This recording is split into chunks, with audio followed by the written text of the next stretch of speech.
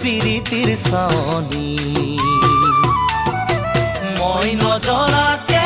তুমি হলানো বৰ এজনী চকুতে পিৰিতিৰ চাৱনি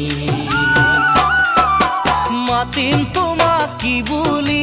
জোনালী নে জানমণি মাতিম তোমাক কি বুলি জোনালী নে জানমণি